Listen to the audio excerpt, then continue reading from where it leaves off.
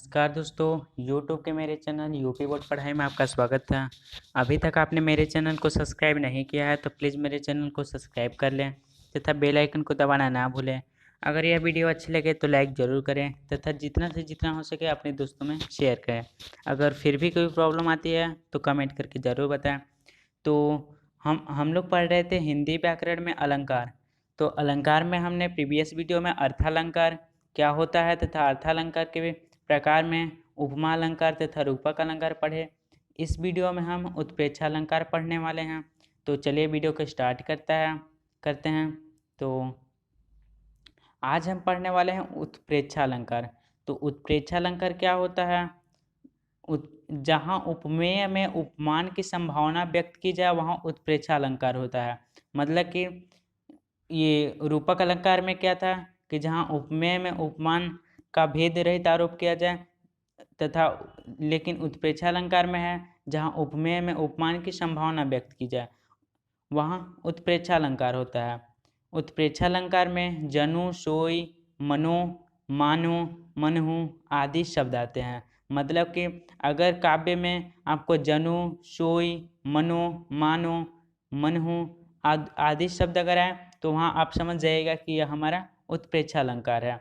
तो इसको हम उदाहरण के माध्यम से समझते हैं।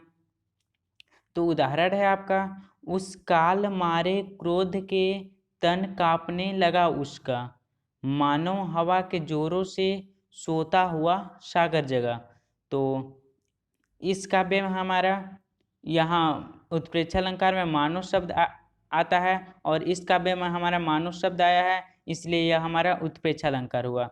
तो एक बार फिर से उदाहरण देखते हैं। तो उदाहरण है, उस काल मारे क्रोध के तन कांपने लगा उसका, मानो हवा के जोरों से सोता हुआ सागर जगा। तो इस काव्य में हमारा मानो शब्द आया है, इसीलिए हमारे यह उत्प्रेक्षा अलंकार हुआ।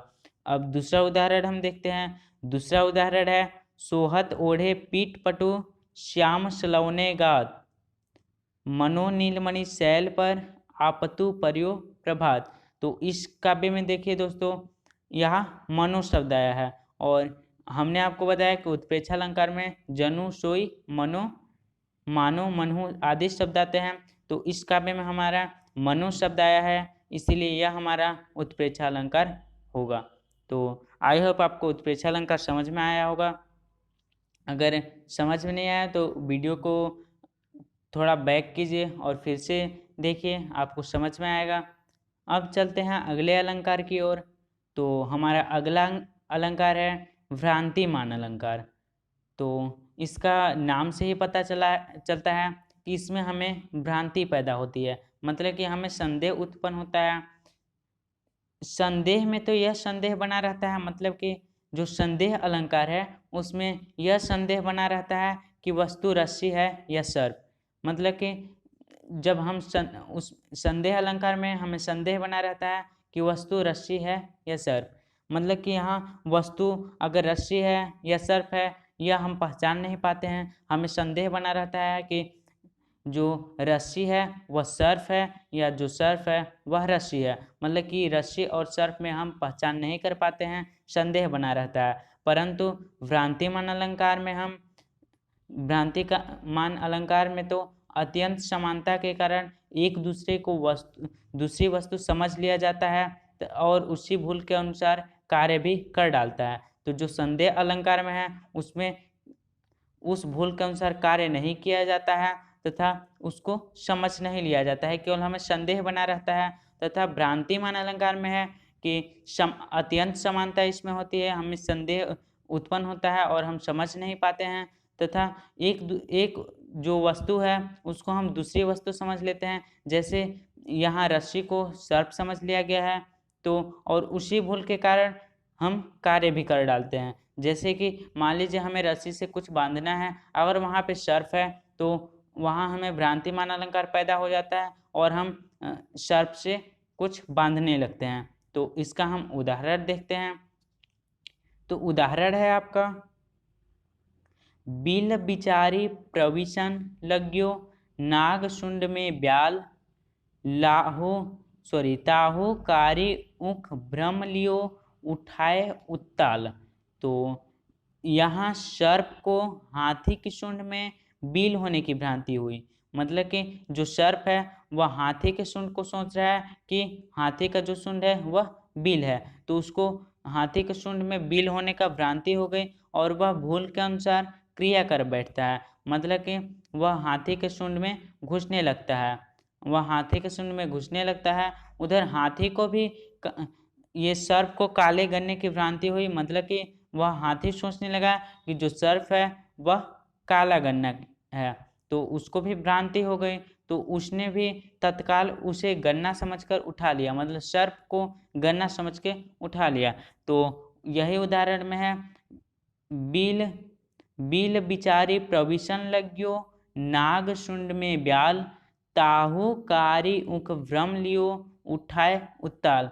तो इसमें सर्प जो है वह हाथी के सूंड को बिल बिल समझकर वह उसमें घुसने लगता है, तथा जो हाथी है उस वह सर्प को काले गन्ने समझकर उसे उठा लेता है। तो अब देखते हैं संदेह अलंकार क्या होता है। तो संदेह अलंकार में भी भ्रांति पैदा होती है, लेकिन हम उसमें कार्य नहीं करते हैं। तो यहाँ है, जहाँ किसी वस्तु की समानता अन्य वस्तु से दिखाई पड़ने से यह निश्चित नहीं हो पाता है कि वह वस्तु वही है या कोई अन्य, वहाँ संदेह अलंकार होता है। मतलब कि संदेह अलंकार में हमें संदेह उत्पन्न होता है कि वह वस्तु वही चीज़ है या फिर वह वस्तु कोई अन्य है। जैसे हम अगर रस्सी और सर्प को देखें तो हमें समझ में नहीं आता है कि रस्सी सर्प है या जो सर्प है वह रस्सी है। और यह अलंकार भ्रांति मान से भिन्न होता है, लेकिन संदेह अलंकार में भी भ्रांति पैदा होती है।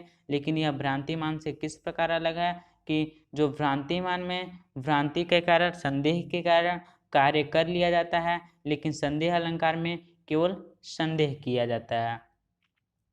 तो इसका हम उदाहरण देखते हैं। तो उदाहरण है, कैंधो व्योम वीथिका भरे हैं, भूरी धूमकेतु, कैंधो चले मेरु तैं, कृशानुसारी भारी है। तो यहाँ है कि लंका दहन के वर्णन में हनुमान की पूंछ को देखकर यह निश्चित नहीं हो पा रहा था कि आकाश में अनेक पुच्छल तारे हैं या आकाश से अग्नि की नदी निकल रही है। मतलब कि जब आपने रामायण सुना या देखा ही होगा कि जब हनुमान भगवान लंका का दहन कर रहे थे, मतलब जला रहे थे, तो लोगों को यह निश्चित नहीं हो पा रहा था, मतलब वे संदेह कर रहे थे कि जो हनुमान की पूंछ में आग लगी है वह आकाश में उछल तारे हैं या आकाश से अग्नि की नदी निकल रही है। मतलब कि आकाश में पुच्छल तारे हैं या आकाश से अग्नि की नदी निकल रही है। तो आज के लिए बस इतना ही दोस्तों। आई होप आपको यह वीडियो अच्छी लगी होगी।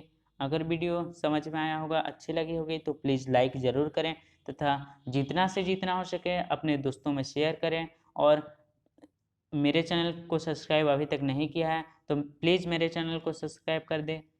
Thanks for watching the video. Thank you.